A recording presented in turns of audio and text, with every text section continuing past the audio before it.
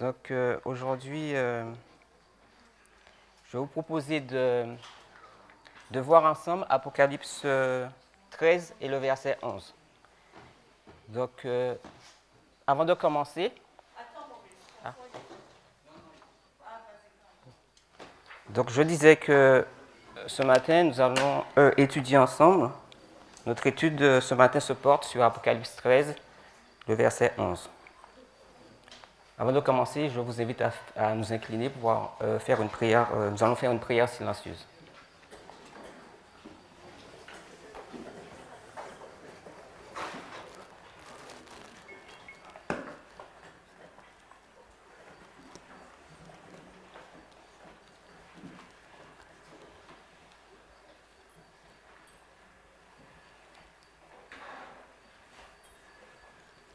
Amen.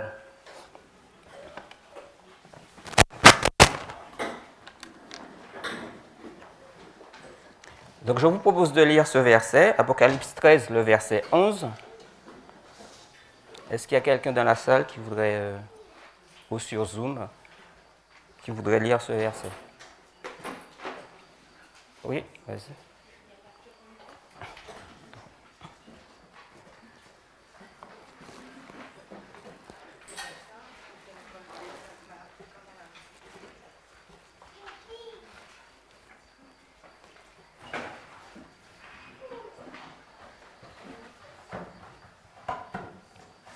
Ah, t'as allumé? T'as allumé?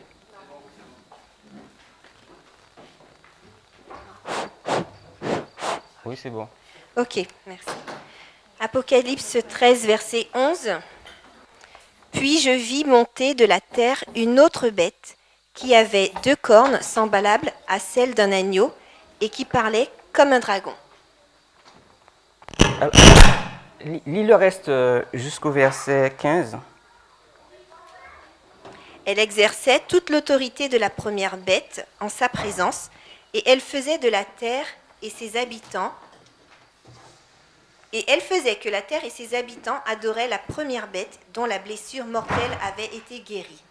Elle opérait de grands prodiges, même jusqu'à faire descendre du feu du ciel sur la terre à la vue des hommes.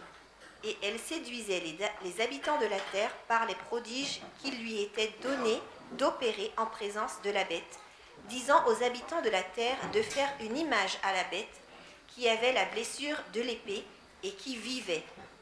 Et il lui fut donné, d'animer l'image de la bête, afin que l'image de la bête parlât et qu'elle fit que tous ceux qui n'adoraient pas l'image de la bête fussent tués. Ok. Alors,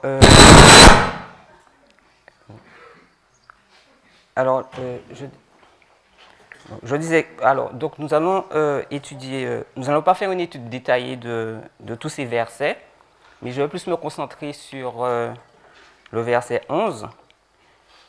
Et le reste des versets, c'est juste un élargissement de ce qui est présenté dans le verset 11. Donc on voit que dans le verset 11, à la fin du verset, on nous dit qu'elle parlait comme un dragon. Et le verset 15 nous dit que le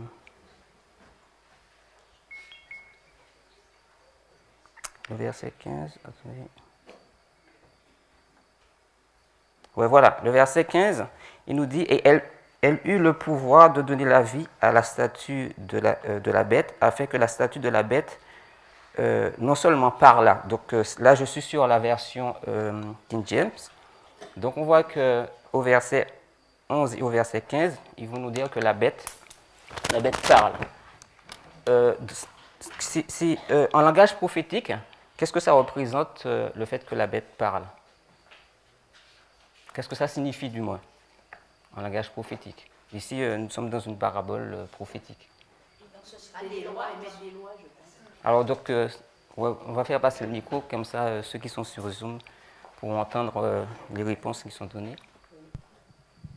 La bête qui parle, on fait référence tout de suite à des lois qui vont être promulguées en fait. Voilà. Donc en termes prophétiques, le fait de parler, selon l'interprétation de l'esprit de prophétie, ça signifie de légiférer en fait, de faire des lois, d'établir des lois. Tout le monde est d'accord avec ça? Oui. Ok.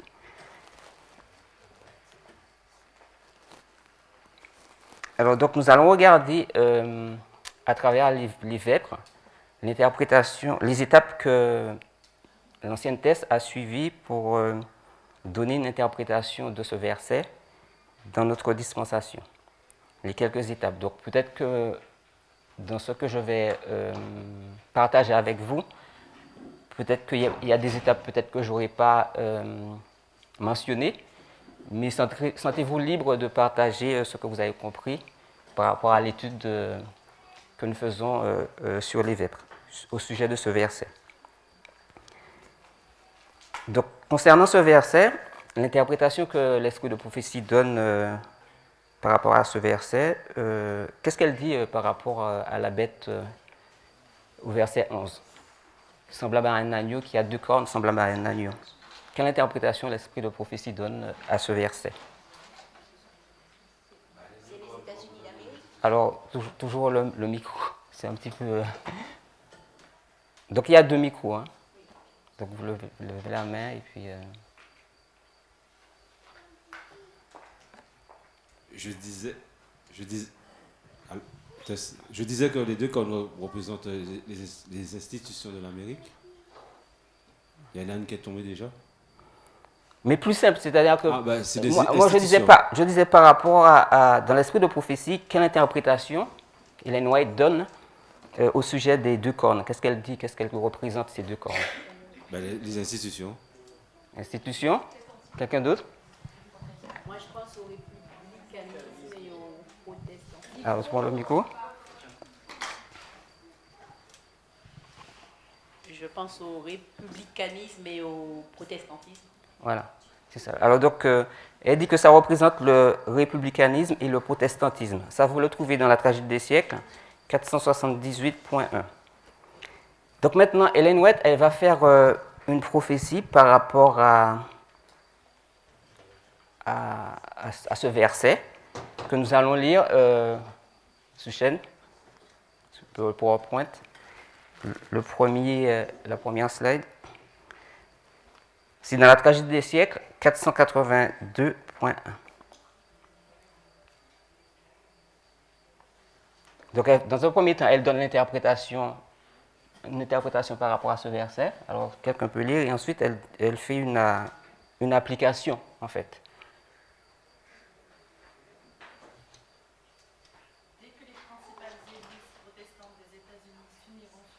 Doctrines qui leur sont communs et feront pression sur l'État pour l'amener à imposer leurs décrets et à soutenir leur institution, l'Amérique protestante sera formée à une image de la hiérarchie romaine et la conséquence inévitable en sera l'application de peines civiles aux délinquants. Voilà. Alors, c'est ce que nous identifions généralement comme étant une association Église et État. Donc, c'est ce que nous identifions comme étant la loi du dimanche. Ça, c'est quoi?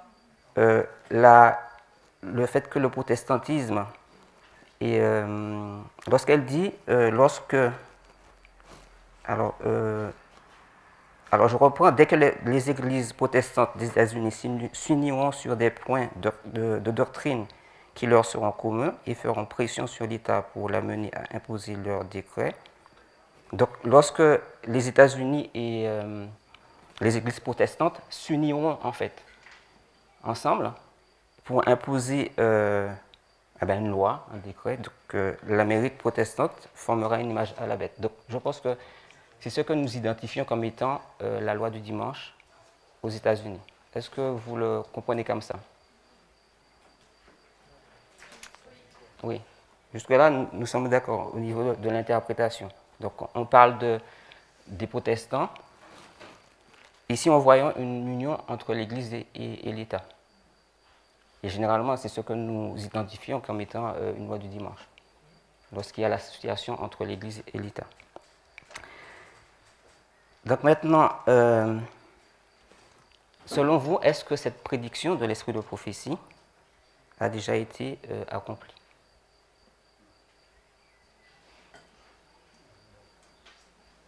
Ou a déjà trouvé un accomplissement dans l'histoire? Alors donc, oui. Donc, alors, est-ce que vous pouvez donner plus de détails? Levez la main si vous voulez vous exprimer là-dessus. Sur Zoom aussi, vous pouvez donner votre point de vue sur cette prophétie. Est-ce que... Alors, je vous rappelle, nous, on essaie de voir, on regarde à travers les vêpres comment est-ce les étapes qu'elle a suivies pour pouvoir donner une interprétation de ce verset dans notre dispensation. OK? Dans un premier temps, on a lu le verset, on a regardé l'interprétation qu'Ellen White donne par rapport au verset, et ensuite elle fait une prédiction par rapport à ce verset. Elle dit que ce verset va s'accomplir de telle manière. C'est-à-dire qu'à partir de cette citation, elle dit que lorsque les États-Unis, lorsque le protestantisme et l'État s'uniront sur des points qui leur sont communs, l'Amérique protestante sera formée à une image à la hiérarchie romaine. Et voilà, et ce que nous identifions comme étant une loi du dimanche. Alors, selon vous, la question c'était, est-ce que cette prédiction a déjà trouvé son accomplissement?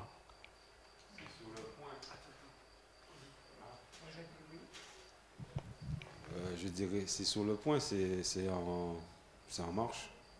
Alors, Jacob dit, Rodi dit que c'est sur le point de s'accomplir.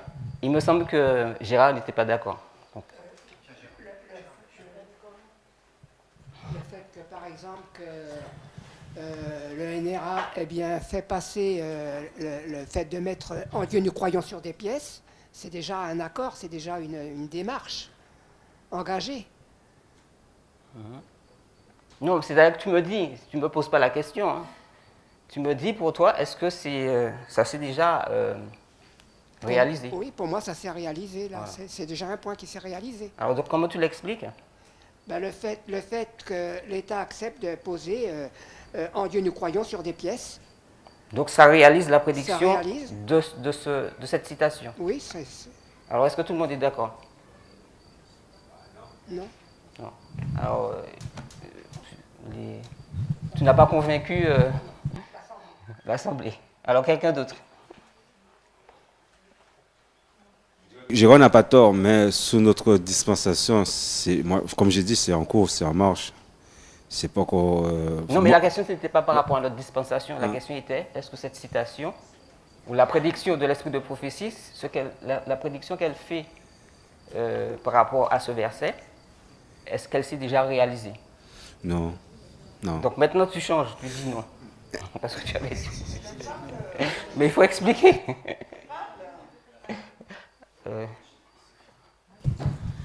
Ce que je dirais, c'est que ce que Gérard a pris comme exemple, c'est une bonne illustration de ce que peut représenter une union Église-État. Mais si on prend les dates, la tragédie des siècles a été écrite en 1888, et ce que Gérard fait référence, c'est plutôt dans les années qui précèdent 1888 avec la NRA et En Dieu nous croyons. Donc moi, je le vois comme un type, mais pas comme étant l'accomplissement de ce dont Ellen White parle dans ce texte-là. Donc pour toi, ça ne s'est pas encore réalisé? Ça, c'est pas encore réalisé. Tout le monde est d'accord?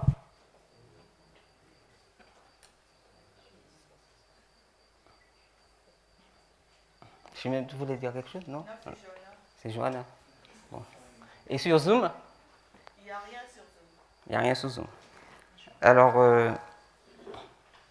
je vais avancer parce que s'il n'y a pas de commentaires, s'il n'y a pas de réponse, alors je pense que cette prédiction s'est déjà réalisée, puisque nous disons que ça s'est réalisé en 1988. Tu voulais dire quelque chose? Alors je disais, dans les verbes, nous l'avons vu. Donc, Gérard avait parlé de la RNA. NRA, c'est quoi la RNA? NRA, ouais, j'ai fait une faute sur. Oui, mais en français, on avait mis. Voilà. Ouais, voilà. L'Association nationale de réforme avait tenté de passer une loi du dimanche, vous vous rappelez, avec A.T. Jones. C'est la loi Bill Blair. Donc, avec Bill Blair en 1888, lorsqu'ils ont essayé de faire passer une loi du dimanche. Donc, la NRA, c'est ça, représente le protestantisme aux États-Unis, qui fait référence à ce que nous avons lu dans le verset, puisqu'on a reconnu que c'était, par rapport à la prédiction d'Ellen White, elle dit que lorsque les différentes églises protestantes s'uniront sur des points de doctrine, en fait, on sait que c'est le protestantisme qui a poussé en quelque sorte pour pouvoir instaurer cette loi du dimanche. Donc nous voyons que ça s'est déjà accompli, la prédiction. Comment? Alors, Sophie dit qu'elle n'est pas d'accord, elle va nous dire pourquoi. En fin de compte, je suis d'accord et pas d'accord avec toi, ça dépend de comment tu décris l'accomplissement. Parce que dans le texte, elle dit « imposeront leur décret ». Dans l'histoire que tu prends, ils ont tenté mais n'ont pas réussi. C'est pour ça que je veux dire, qu'est-ce qu'on entend par aussi réaliser? Oui, c'est-à-dire qu'on pourrait faire le procès à Dieu et dire que la prophétie ne s'est pas réalisée, mais on comprend que Dieu, des fois, sur les lignes de réforme, Dieu retarde, en fait, Dieu devait déjà revenir. Et la chose ne s'est pas réalisée, mais on sait que ce dont Ellen White fait référence dans cette citation allait trouver son accomplissement dans l'histoire. Donc on ne peut pas le projeter dans notre dispensation. Et nous allons voir pourquoi. Et je pense que c'est l'erreur que fait les adventistes. Ils attendent une loi du dimanche pour notre dispensation. Parce qu'ils se disent que ce qui est écrit ici ne s'est pas encore réalisé. Effectivement, ce que tu dis, parce que tu disais les deux, tu disais oui et non. Donc je suppose que quand tu dis oui, c'est-à-dire que c'était sur ce qu'elle avait prédit, ce qu'elle avait compris, peut-être ce que Dieu lui avait donné en vision, elle avait vu qu'il y aurait eu une loi du dimanche. Mais nous savons que lorsque ça devait se réaliser, ça ne s'est pas réalisé. Donc Ouais, toutes les choses ont été... Ce que je voulais dire, c'est qu'on voit effectivement, on voit tous les acteurs. On voit dans l'histoire de 1888, on voit que c'est vraiment en marche et que c'est sur le point de se réaliser. Mais comme on disait on dit que 1888 est une histoire d'échec. C'est pour ça, en fin de compte, après ça dépend du point. C'est pour ça que je dis ça dépend du point là où tu veux nous emmener, parce que comment voir un accomplissement dans une histoire d'échec et en même temps voir quand même qu'il y avait tous les éléments pour que ça puisse se réaliser. Donc, Oui, alors donc, tu as mentionné histoire d'échec. Je pense que ça pourrait peut-être expliquer en fait pourquoi ça ne s'est pas réalisé de façon complète. Mais ce que je veux dire, c'est que ce que Ellen White avait, on ne pourrait pas dire que Ellen White elle a failli en fait sur sa prédiction, parce que il y a des paramètres en fait. La façon dont Dieu interagit avec nous sur certaines prophéties, donc ça peut être conditionnel. Et donc, le fait que ça ne s'est pas réalisé, ce que je veux dire, c'est qu'il faut il ne faut pas qu'on le projette en fait pour une nouvelle réalisation dans le futur. Et donc, dans ce sens, on va dire que cette prédiction s'est déjà réalisée. Est-ce que tu comprends ce que je veux dire? Parce que sinon, on va attendre que le protestantisme dans l'avenir, puisse réaliser en fait cette prédiction.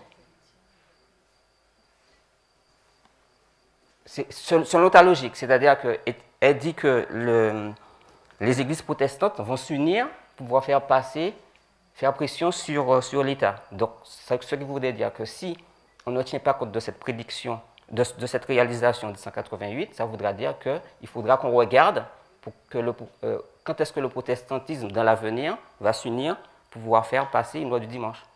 Tu comprends ce que je veux dire? Ouais. vous êtes pas... Exprimez-vous là-dessus, hein, puisque c'est une classe. Donc, Natacha?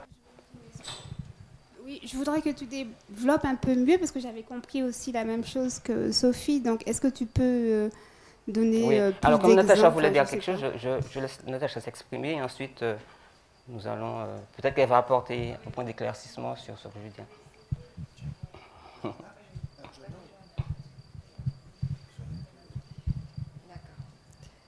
Alors, tout à l'heure, la question a été est-ce que, en fait, cette prédiction a déjà été réalisée, accomplie.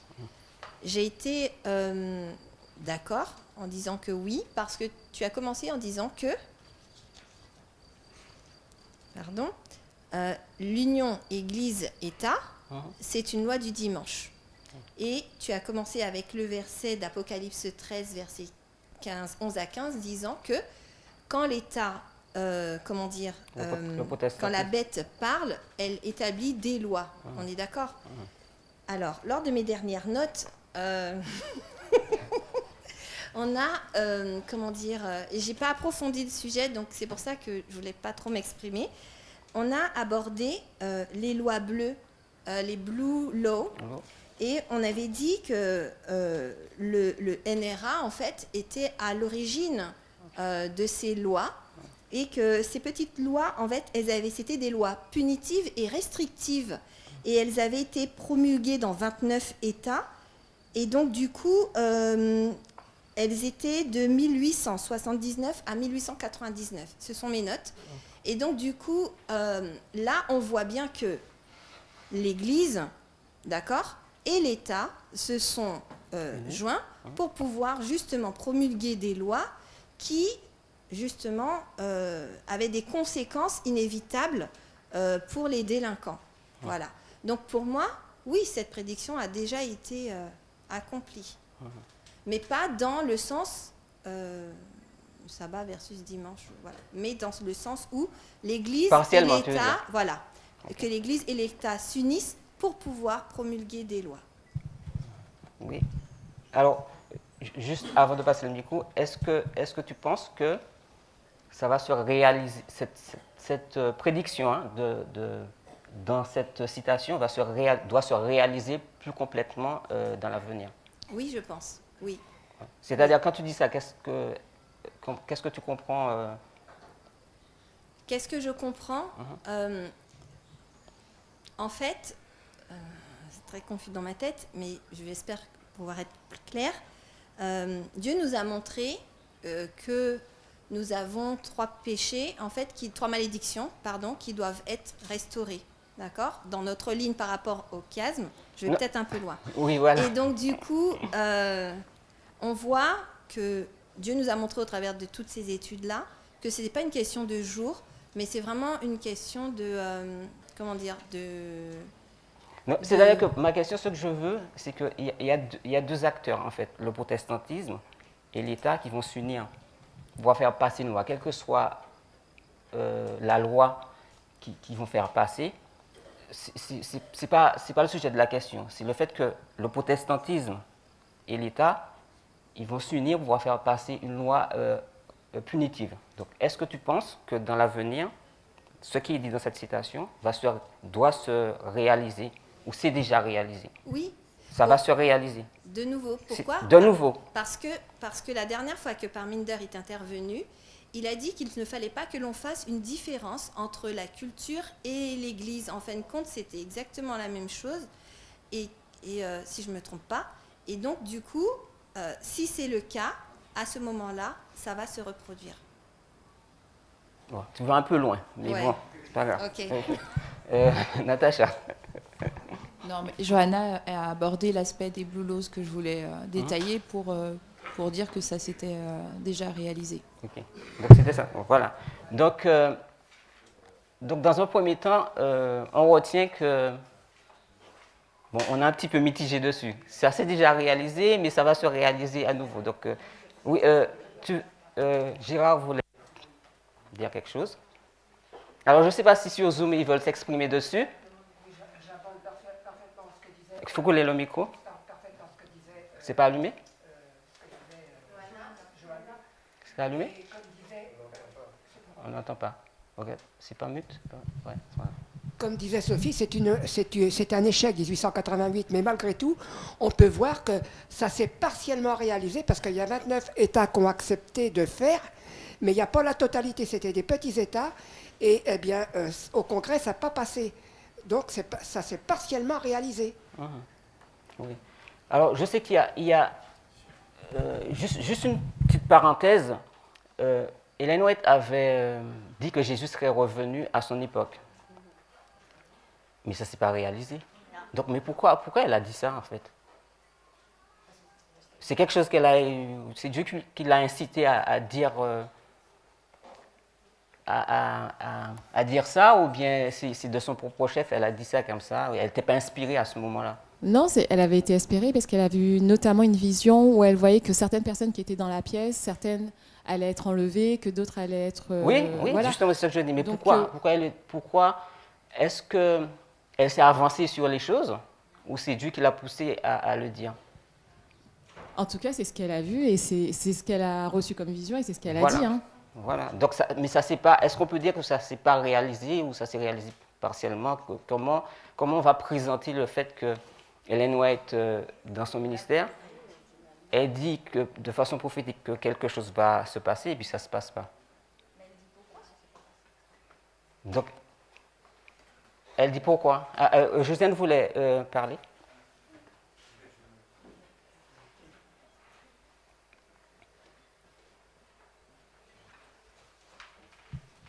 Merci.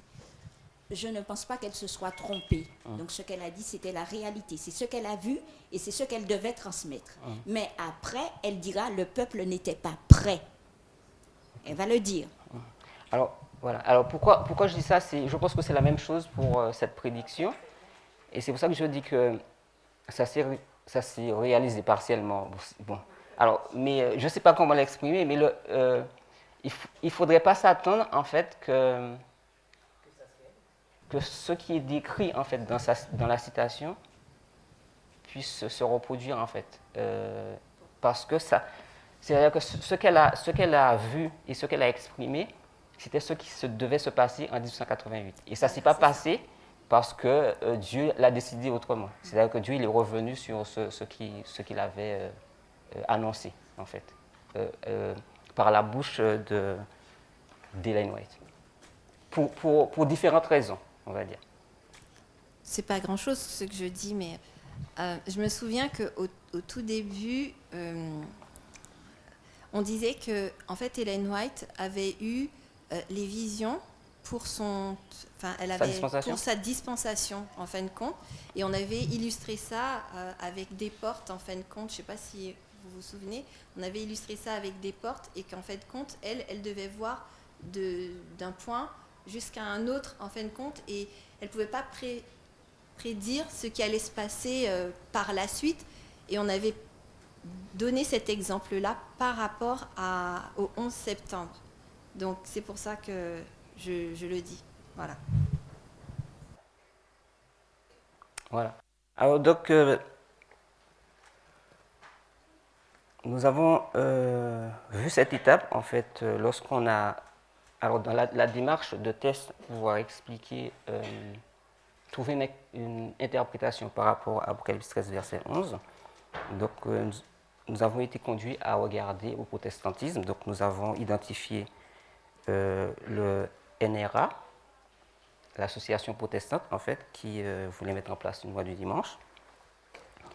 Et ça a échoué, donc, puisque on va dire que nous avons dit que ça s'est réalisé partiellement, mais pas complètement, voilà, donc pour différentes raisons. Mais nous n'allons pas rester dessus, mais on comprend qu'aujourd'hui, il nous faut comprendre les dispensations et comprendre que les prophéties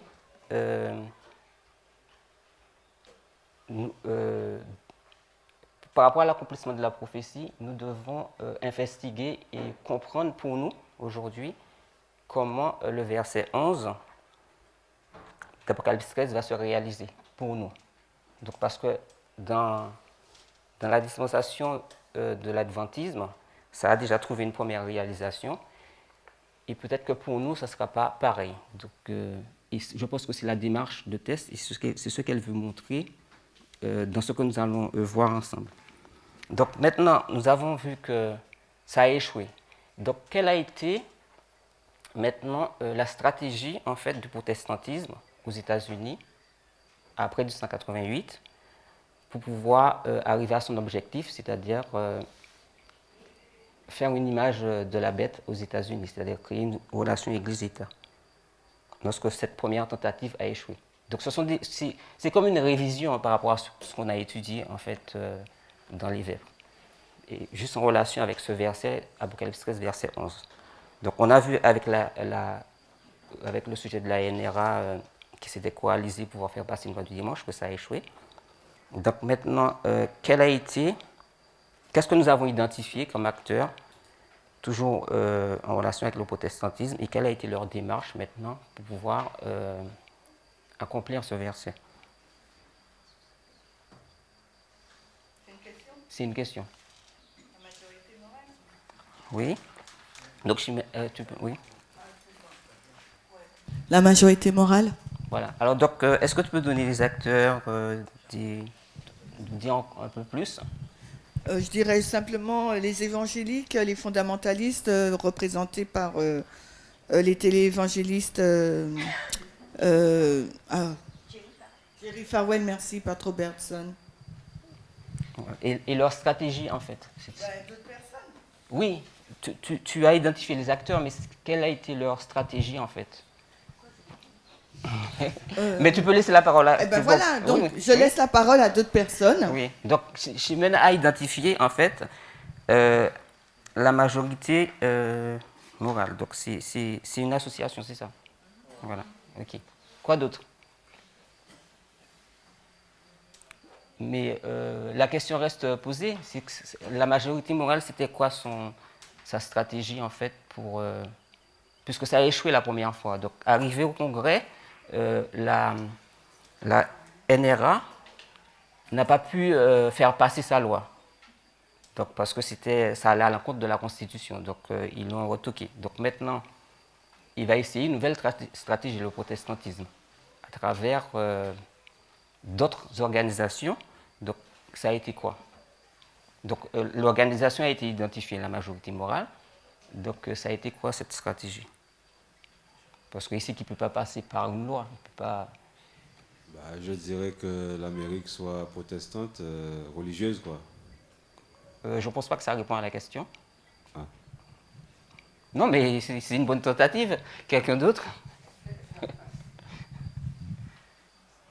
Alors, c'est la stratégie. Donc, on a déjà identifié l'organisme, la majorité morale. Mais ce serait quoi leur feuille de route, en fait? Faire passer leur point de vue religieux en se servant de l'État. Oui, mais c'est pareil que c'est pareil que la NRA. Concrètement, c'est quoi? Élire un président? Oui, élire un président, oui. Qu'est-ce qu'elle a dit? Ah, c'est sur, oui, c'est sur Zoom, oui, élire un président. Donc, pour ça, quelle a été leur démarche, en fait? C'était sur la bonne voie. Continue. C'est des choses que nous avons vues ensemble, je vous...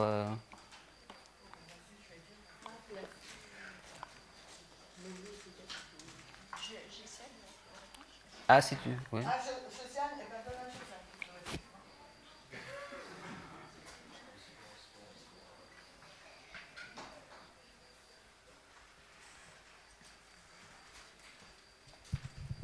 Je pense qu'ils voulaient faire passer dans le judiciaire des juges qui pourraient faire passer leurs lois au niveau de l'État.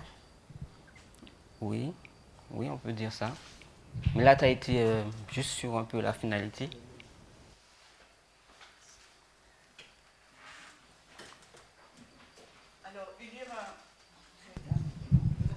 Élire un président républicain, s'allier avec le Parti républicain des États-Unis et promouvoir leur idéologie du conservatisme social. Donc le conservatisme social, ça touche la famille, l'avortement, les traditions, les valeurs chrétiennes, pour être pour être large. Oui, alors donc ouais, c'est très très large.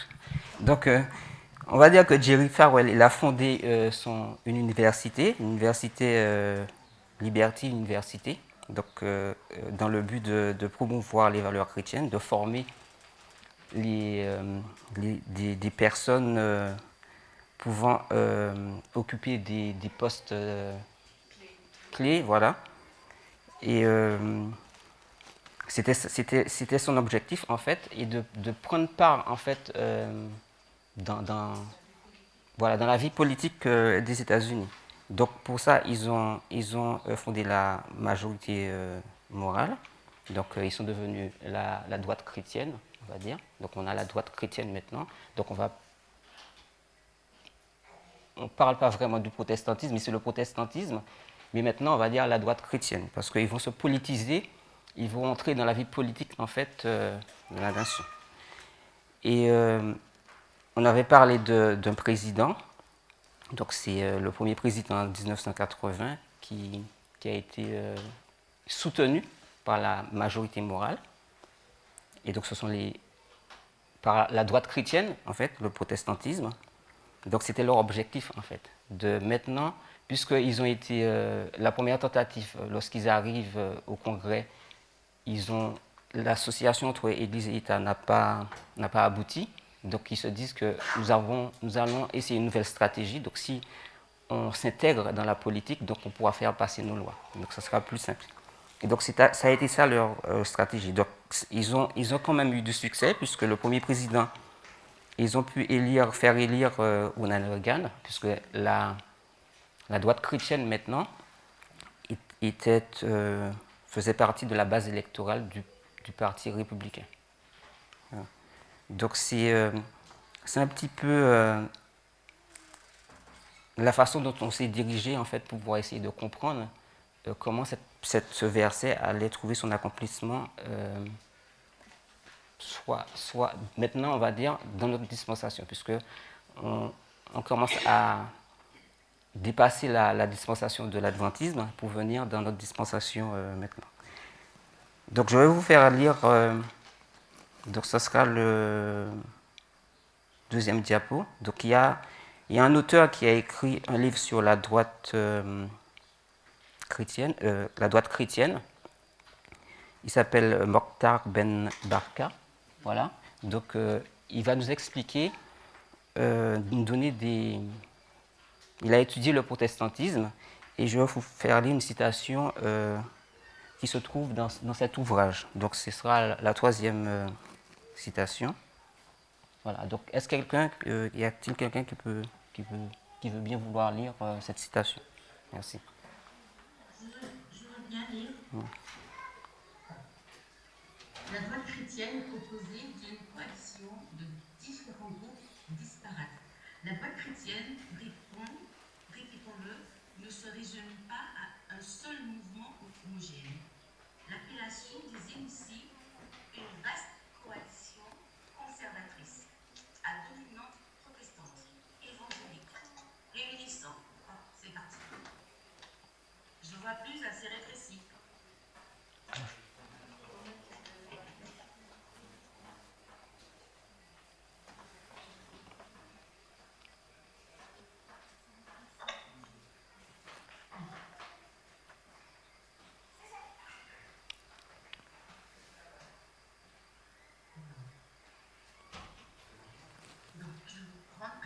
L'appellation des initiés, une vaste coalition conservatrice à dominante protestante évangélique, réunissant une myriade d'organisations politico-religieuses, d'associations centrées sur les questions morales et familiales et de groupes de pression en vue d'une action politique conjointe, à savoir la défense de causes conservatrices.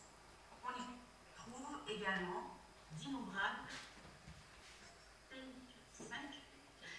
des comités d'action politique, des organisations parareligieuses, des journaux, des chaînes de télévision, des stations de radio, au travers desquelles cette nébuleuse tente de quadriller la société et de peser de tout ce poids sur la vie politique du pays.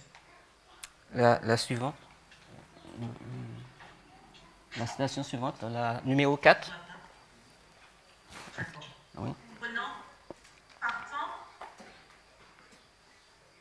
Partant d'un petit noyau dur et assez peu représentatif, la droite chrétienne n'a cessé d'étendre ses ramifications par cercles concentristes juste très loin sur l'échiquier politique, aux organisations aussi connues que Focus on the Family, 1977, l'ex-morale majorité, 1979-1989, Family Research Council, 1981, la Christian Coalition en 1989, ou encore Faith and Freedom Coalition en 2009.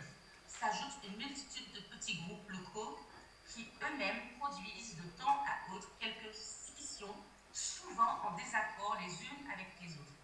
Il s'agit en somme d'un mouvement kaléidoscopique incessant qui n'a ni statut juridique ni porte-parole officiel. La droite chrétienne ne possède pas non plus le fonctionnement hiérarchisé d'un parti politique. Ainsi, lorsqu'une branche s'éteint, d'autres s'épanouiront. Donc on voit que ici la droite chrétienne représente le protestantisme. Donc nous partons du verset 11 d'Apocalypse 13. Donc on a le protestantisme et le républicanisme, mais on voit que c'est pas une entité, c'est une multitude de groupes, tout ce qui représente le protestantisme aux États-Unis. Et donc leur objectif, en fait, c'est de faire passer leur idéologie. Donc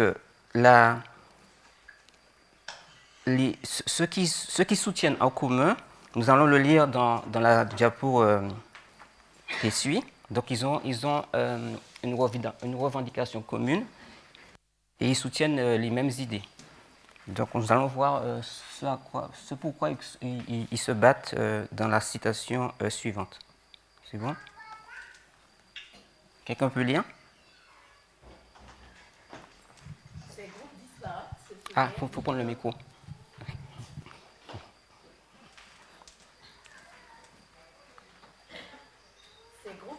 Ah, c'est pas lui. Non, en bas. Oui. Ces groupes disparates se fédèrent autour de causes communes, telles que le combat contre l'avortement, le mariage entre personnes de même sexe, les droits des personnes LGBTQ+, l'éducation sexuelle, les recherches sur les cellules souches, l'euthanasie et plus généralement la sécularisation de la société. Dans le même temps, ils luttent pour le renforcement des valeurs familiales traditionnelles, le rétablissement de la prière et la promotion de l'enseignement du créationnisme dans les écoles publiques, ainsi que la défense des libertés religieuses. Voilà. Alors donc, nous voyons que nous avons, dans les verbes, nous avons identifié dans un premier temps la NRA, ensuite la droite chrétienne avec la majorité morale. Maintenant, quelle a été la démarche qu'a suivi l'EVEP ou l'ancienne thèse? Toujours pouvoir comprendre, en fait, dans notre dispensation, comment ce verset allait trouver son accomplissement. Donc, quelle est l'étape suivante? Une fois qu'on a bien identifié le protestantisme, dans un premier temps, dans sa première tentative, dans la deuxième, donc on voit que c'est la majorité morale, mais on voit que maintenant, il est sous l'appellation la droite chrétienne, pas la majorité morale, mais la droite chrétienne. Donc la droite chrétienne, c'est le protestantisme aux États-Unis. Et maintenant, ensuite, quelle a été la démarche qui a été suivie dans les VEP? Bon, ce sont des choses que nous avons vues, pour continuer à trouver la bonne interprétation pour l'accomplissement de ce verset. Qu'est-ce qu'on a fait par la suite? Parce que ça nous donne des éléments, mais on veut bien comprendre pour nous comment ça va se passer. Parce que, en fait, ce que je veux dire, pendant que vous réfléchissez à la question, on n'a pas dit tout simplement il n'y aura pas de sabbat dimanche. On n'a pas jeté ça comme ça. C'est-à-dire que c'est le fruit d'une réflexion et d'une étude assez assez approfondie en fait sur l'environnement américain pour pouvoir essayer de comprendre pourquoi, pour comprendre l'accomplissement de ce verset, comment ça allait s'accomplir pour nous. Alors donc maintenant l'étape suivante.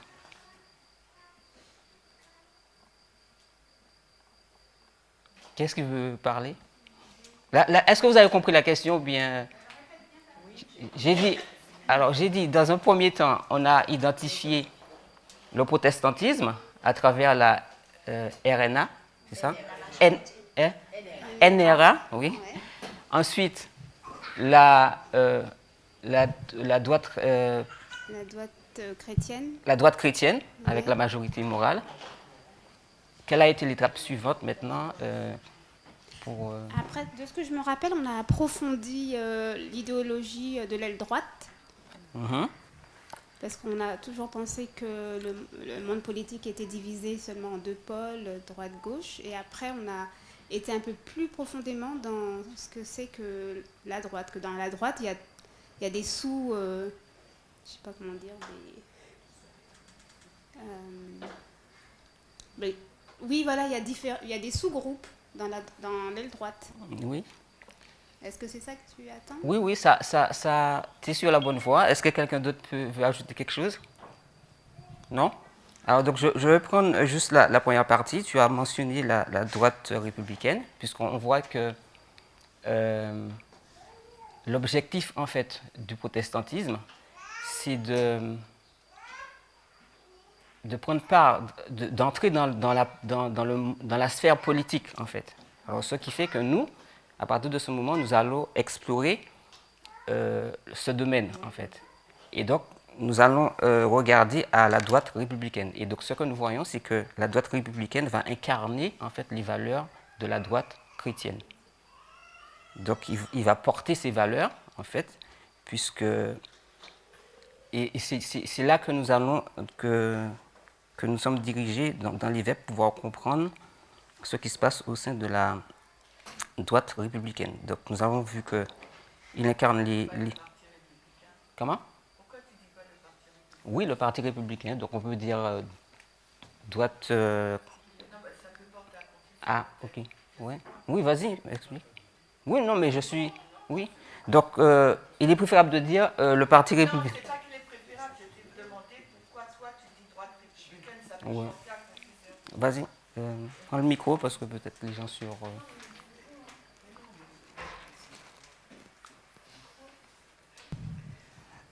Alors Maurice, je me posais la question, pourquoi dis-tu la droite républicaine et non pas le parti républicain?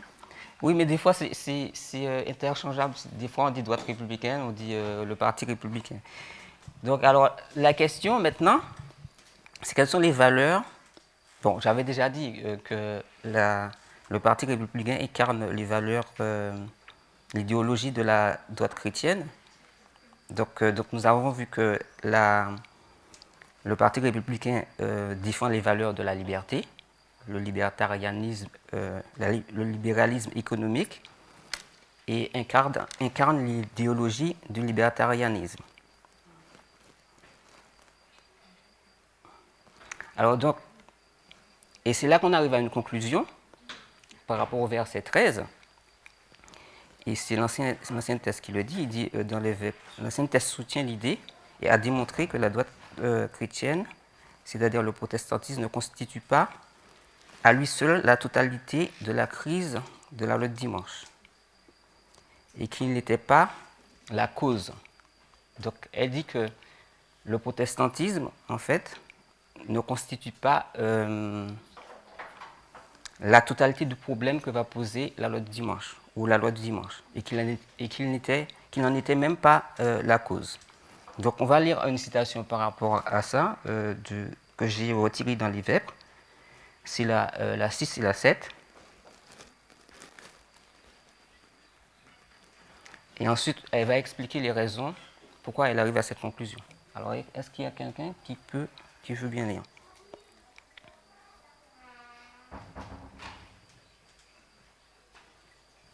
Alors, jusqu'à présent, est-ce que je vous suivez les étapes Ça va? Vas-y. Le protestantisme n'est pas la cause et tout le problème. Ainsi, au cours des dernières années, nous avons ciblé le christianisme. Nous avons ciblé le protestantisme, plus particulièrement le catholicisme, mais nous nous sommes adressés à ce segment, le protestantisme. Ce segment de la base de Donald Trump. Très rapidement, j'ai remarqué une tendance où les gens pensaient que tout ce qu'il fallait faire était de critiquer le protestantisme, de critiquer le christianisme, mais aussi de repousser le protestantisme et le christianisme et d'embrasser davantage le monde séculier, et le problème serait résolu. C'était ce type de croyance non exprimée mais croissante dans le mouvement, qui pensait que le christianisme était la cause de problème et la totalité du problème. Les personnes ont vu le protestantisme et ont pensé qu'il représentait la totalité de la base de Donald Trump, mais ce n'est pas le cas. Mais elles ont vu le protestantisme, le christianisme, comme la cause du problème et la totalité du problème. En m'intéressant à l'aile droite, j'essaie de prouver que le protestantisme n'est pas la cause et n'est pas tout. Surtout en disant ce n'est pas la cause, mais en essayant aussi d'illustrer que nous ne pouvons pas non plus dire qu'il représente la totalité du problème. Voilà. Alors donc, vous voyez, donc, lorsque nous allons discuter de l'accomplissement de cette prophétie en 1888, on était sur le protestantisme. Et maintenant, au fil de l'étude ou de notre investigation, alors je parle ici et aussi dans les Vêpres, nous arrivons sur ce constat et nous disons que maintenant, notre regard ne doit pas être exclusivement sur le protestantisme parce que ce n'est pas la cause de tout le problème. Ce qui veut dire que le verset 11 aura une autre application pour nous aujourd'hui. Ça ne peut pas venir en fait que du monde religieux. Voilà. Parce que maintenant, nous sommes arrivés et nous sommes en train de scruter le Parti républicain. Donc, ce n'est pas une entité religieuse, mais elle incarne en fait les valeurs de la droite chrétienne. Donc maintenant, il fait partie du problème aujourd'hui, en ce qui concerne l'accomplissement d'Apocalypse 13, verset 11. Donc maintenant, vous allez me dire, qu'est-ce que nous avons vu? C'est quoi le problème, en fait? Alors, quand elle parle du problème, il faudrait qu'on redéfinisse, en fait, le problème pour être sur la même longueur d'onde que Tess. Qu'est-ce qu'elle veut dire ici quand elle dit le problème? Elle fait référence à quoi? Elle fait allusion à quoi quand elle parle du problème ici? Dans les deux parties, dans les deux citations que nous venons de lire. Comment? Prends le micro. C'est juste pour se remettre dans la même pensée qu'elle. Qu'est-ce qu'elle identifie ici comme étant le problème? Le conservatisme au sein du mouvement. Le conservatisme. Quoi d'autre? Est-ce que vous aurez d'autres personnes auraient une suggestion? Je ne sais pas si c'est le fait qu'on pense que le problème, la question de la loi du dimanche repose uniquement que sur la droite chrétienne, le protestantisme. Oui, mais c'est ce qu'elle dit. Ben, c'est ça le problème, justement, elle dit. Elle dit qu'au sein du mouvement, on pense que le problème repose, ou la loi du dimanche, je ne sais pas, ça repose que sur le protestantisme. Tous nos regards, on est focalisé essentiellement sur les évangéliques, le protestantisme, la droite chrétienne. Alors que ce n'est pas que eux le problème, ça va plus loin. On se focalise que sur un segment de la droite, alors qu'il y a beaucoup plus. C'est ce que je comprends, moi. Oui. Quelqu'un d'autre? Moi, j'ai compris un petit peu différemment, mais ça ne nous empêche pas d'avancer. Moi, ce que je comprends qu'elle identifie... Ah oui, quelqu'un d'autre voulait dire quelque chose? Par rapport au problème, la question c'est sur le problème. Qu'est-ce qu'elle veut dire ici quand elle parle du problème, en fait? Pas parce qu'on n'a pas tout le contexte de la citation, Ah, oui. mais si moi je serais un peu comme Chimène. Pour moi, le problème, surtout quand elle pointe le christianisme, ça revient à la citation que tu nous avais donnée tout à l'heure, quand elle dit que un des acteurs de l'ALD sera le protestantisme. Et dans notre réflexion, effectivement, en comprenant qui était l'acteur, elle dit que notre problème, la cause du problème de l'ALD, l'acteur de l'ALD, et je pense que c'est l'ALD qui est le problème, qui va poser problème. Et donc, c'est voilà, le problème pour moi, c'est la mise en place de l'ALD. Okay. Tu voulais dire quelque chose? Okay. Alors, je ne sais pas si je me rappelle bien, mais quand Tess exprimait ça, elle faisait aussi référence aux personnes qui rejetaient soit les pensées du mouvement, en disant que le christianisme était problématique et que ces personnes-là se tournaient vers l'extérieur, vers le monde pour trouver la solution. Et elle ramenait un peu à la raison en disant que c'était pas ça, c'était pas uniquement le sujet du christianisme ou du protestantisme qui était la source du problème, et que si on allait en ciblant la LD, il fallait qu'on voit qu'il y ait d'autres acteurs qui allaient intervenir et que le problème ne se trouvait pas uniquement au niveau religieux. Ouais, voilà. Donc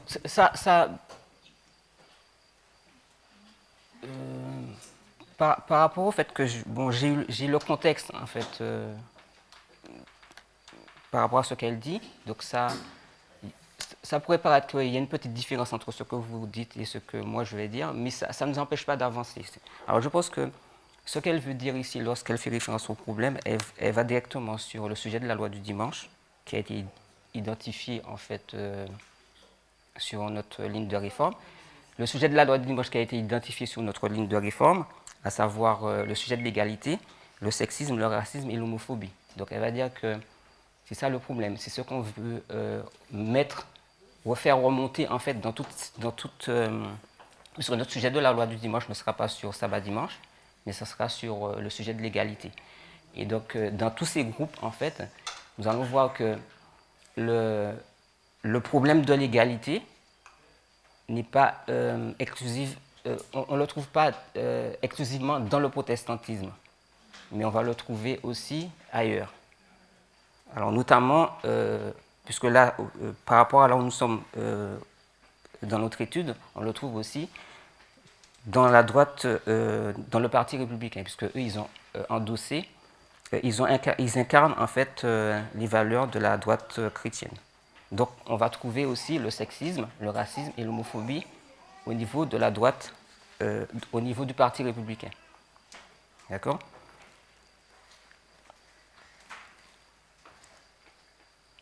Donc on continue notre investigation. Donc on va voir que là on a identifié le Parti républicain. Et donc qu'est-ce qu'on a vu encore dans le Parti républicain comme groupe, comme entité en fait donc on a vu la droite chrétienne maintenant, on est passé du protestantisme, maintenant on a inclus le Parti républicain. Et maintenant, qu'est-ce qu'on a vu d'autre? On a vu que le Parti républicain porte les valeurs idéologiques de la droite chrétienne. Et quoi d'autre? Qu'est-ce qu'il y a dans le Parti républicain? Qu'est-ce qui compose encore? Quelles sont les valeurs et l'idéologie qu'on retrouve dans le Parti républicain? Nico? La question est claire? Oui. Qu'est-ce qu'on a vu encore dans le Parti républicain? Donc, ayez toujours en tête, nous, on essaie de voir la trajectoire qu'on a pris par rapport au verset d'Apocalypse 13, verset 11. Donc, la première interprétation qu'Ellen White donne, elle dit le protestantisme et le républicanisme. Donc, on voit qu'une association Église-État est montrée dans ce verset. Première tentative 1888. Ensuite, on a vu que le protestantisme a pris une nouvelle direction. Et maintenant, nous sommes arrivés au Parti républicain. Donc, on voit que ils ont il porte les valeurs de la droite chrétienne. Et donc, quoi d'autre? Qu'est-ce que nous avons vu Donc, ensuite, elle a présenté le troisième parti politique, les libertariens. Et ensuite, elle a parlé des groupes aussi de l'extrême droite, les milices. Voilà. Donc, on voit qu'il y a les milices. Et donc, est-ce que tu peux énumérer, est-ce que vous avez en tête les milices qui font partie de la base électorale, en fait, du Parti républicain? Il y a les Proud Boys, les Hot Keepers, les Bougalou aussi, QAnon et les 3%. Voilà. Donc, on les a vus se manifester le 6 janvier 2021. Donc, on a vu qu'ils soutiennent en fait le vote des Républicains ou Donald Trump. Ensuite, quelle a été l'étape suivante?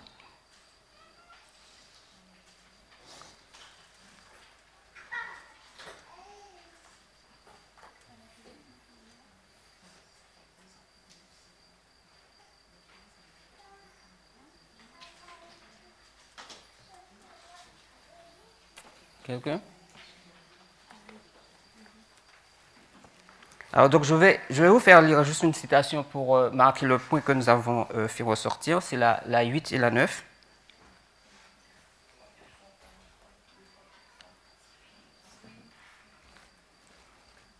Quelqu'un peut lire?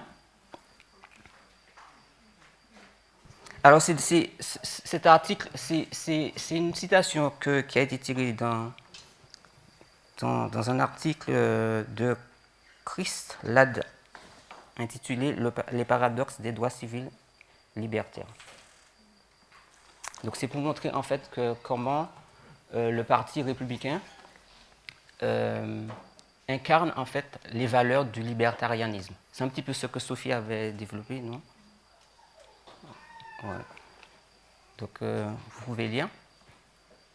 Nous ne disons donc pas que le Parti libertaire, en tant que parti politique aux États-Unis, a une grande importance, car il est faible, il n'a pas beaucoup de pouvoir politique, et je ne pense pas qu'il en aura un jour. Ce que nous essayons de montrer, c'est la philosophie libertaire.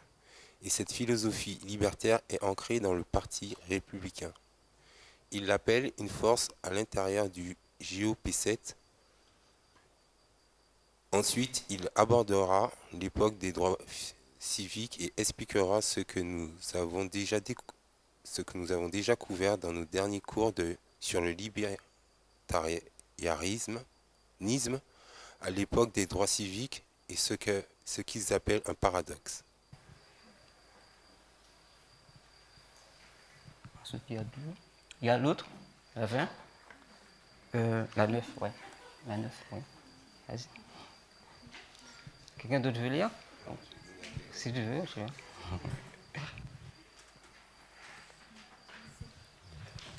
Alors, les républicains ont commencé à adhérer aux idées libertaires environ 10 ans avant même la création du Parti libertaire. Barry Goldwater a fait de la liberté individuelle une valeur politique primordiale au début des années 60. Les libertariens ont formé un parti politique distinct au début des années 70. Jusqu'à ce jour, des personnalités comme Rand Paul, nous avons parlé de Ron Paul ou Gary Johnson, se déplacent facilement entre les cercles libertariens et républicains car les frontières sont floues. Le mouvement libertarien est aujourd'hui encore l'héritier des républicains de Goldwater. C'est Goldwater qui a lancé le virage républicain vers le libertarianisme. Et c'est sous Goldwater que la pensée libertaire a échoué à son premier grand test d'efficacité dans le monde réel. Je pense qu'il fait référence à la loi sur les droits civils. Les républicains modernes, troublés par le racisme de leur parti, considèrent le Parti libertaire comme une alternative. Ironiquement, c'est le flirt des républicains avec le libertarianisme, pas le parti politique, mais la philosophie qui a détruit notre rôle traditionnel de débouché politique pour les minorités. Ce sont la politique et la rhétorique libertaire qui ont transformé le Sud en un bastion républicain. Voilà. Alors maintenant, est-ce que vous voyez le problème par rapport à notre verset? Donc, nous disons que c'est le protestantisme qui va s'unir avec l'État pour pouvoir faire passer une loi. Donc maintenant, lorsque nous arrivons, nous avons examiné le parti de droite, le parti républicain, et nous voyons que maintenant, il incarne les valeurs du libertarianisme. Alors, est-ce que vous voyez le problème que ça pose? Alors, je ne sais pas si vous me suivez, mais est-ce que vous voyez le problème? Alors, qu'est-ce qui voit le problème? Qu'est-ce qui veut dire quand on parle de paradoxe? Sophie? Bon, moi je vois parce qu'effectivement j'avais présenté l'étude en janvier et le paradoxe effectivement c'est que le Parti républicain en adoptant la philosophie libertarienne va mettre la liberté au-dessus de l'égalité. Et comme la citation le dit, alors que le Parti républicain soutenait au niveau social les pauvres, les noirs, les minorités, le fait d'adopter la philosophie libertarienne fait que, et on a l'exemple donc des droits civiques avec la question du logement, pas du logement exactement, mais de l'accueil du public dans des lieux privés, de propriété privée, et ben là on va se confronter ma liberté à recevoir le public que je désire et l'exclusion des minorités si je ne le souhaite pas. Et c'est là où on voit le paradoxe qui a apparu dans le Parti républicain avec la philosophie libertaire. Mais oui, ça, j'entends bien. C'était pour illustrer après. Peut-être mais il y a le point, en fait, par rapport à l'association, c'est-à-dire, au départ, nous, on lit le verset, Apocalypse 13, verset 11, et Ellen White nous dit que dans le verset 11 et le verset 15, il nous dit que la bête va parler. Et donc, la bête va parler, donc ce que ça signifie, c'est que le protestantisme et l'État va s'associer pour faire passer une loi. Donc maintenant, là où nous arrivons dans notre étude, là où Tess nous emmène, il nous fait ressortir que maintenant, le protestantisme, maintenant on ne parle plus du protestantisme, puisque ce n'est pas tout le monde religieux qui pose problème, qui porte ce problème. Maintenant, on est dans la sphère politique. Mais sauf que le parti républicain a des valeurs libertaires. Mais c'est quoi les valeurs libertaires, en fait, par rapport à ce point Apocalypse 13? Quel est le paradoxe avec Apocalypse 13, verset 11?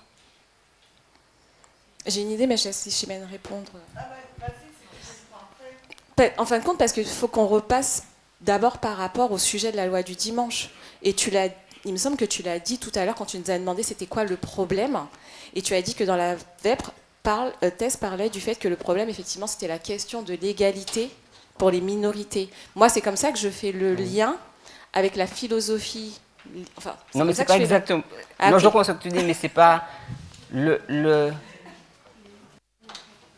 En fait, bon, j'attends les réponses. Je ne sais pas si cette réponse que tu souhaites, mais moi, ce que je vois, l'incohérence que je vois dans le Parti républicain et dans le Parti libertarien, c'est que la citation à l'étude disait qu'il fallait une union Église-État. Sauf que les libertaires, ils prennent la liberté absolue, donc ils sont contre l'union Église-État, puisque c'est une contrainte pour la liberté des autres. Donc c'est cette incohérence que je vois. Voilà. Il y a Natacha, tu voulais parler? Voilà. Donc ce qu'on voit, tu voulais dire? Non, ouais, il me reste 2 minutes. Donc on va finir sur ce point. Alors, ce que Tess nous montre, en fait, c'est que la vision qu'on a de ce verset, c'est-à-dire que c'est le protestantisme et l'État qui vont s'unir pour pouvoir faire passer une loi, mais sauf que maintenant, le parti, en fait, c'est-à-dire je veux le dire comme ça, la droite chrétienne s'est incarnée dans un parti maintenant qui est libertaire, en fait, qui est contre. Dans son idéologie, il n'est pas favorable à une association Église-État. Est-ce que vous voyez? Puisque les valeurs du libertarianisme qui a, comment dire, aspiré par, mais qui a envahi en fait le parti républicain, et plus et libertarianisme en fait. Et vous voyez, et donc par rapport à ce que Chimène disait, ils sont contre une association Église-État. Donc comment cette prophétie en fait va pouvoir se mettre en place? Puisque nous arrivons sur un point où nous voyons qu'ils vont à l'encontre en fait de ce que le verset dit. Donc comment ça va se réaliser? Vous voyez? Donc c'était ça. Vous voyez ce que je veux dire? Est-ce que c'est clair pour tout le monde? Voilà. Donc on va continuer. Le temps est arrivé. Donc on va continuer pour voir jusqu'où, comment elle va nous conduire à travers l'étude pour pouvoir déterminer la façon dont ce verset va se réaliser dans notre dispensation. Jusqu'à présent, est-ce que ça a été clair pour... Voilà. Donc, je vous invite à vous incliner, nous allons prier pour terminer.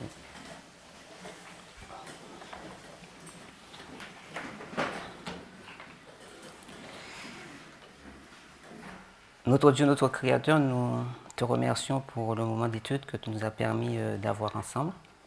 Merci pour la façon dont tu nous diriges et que tu nous donnes à pouvoir comprendre les événements ou comment ta parole doit s'accomplir pour nous et que nous soyons réveillés et que nous puissions nous tenir prêts pour les événements qui doivent se réaliser à travers les prédictions que tu nous as données dans ta parole. Accorde-nous l'intelligence et la sagesse de pouvoir bien comprendre la façon dont les choses se mettent en place afin que nous puissions nous mettre du bon côté et réussir au test que tu mets devant nous. Nous te remercions pour tes bienfaits, pour tes enfants, de ce que tu révèles les choses avant qu'elles arrivent. Et nous te prions que tu puisses nous donner de la sagesse de pouvoir bien comprendre ta parole. Nous t'avons prié dans le nom et par le mérite de ton Fils Jésus. Amen.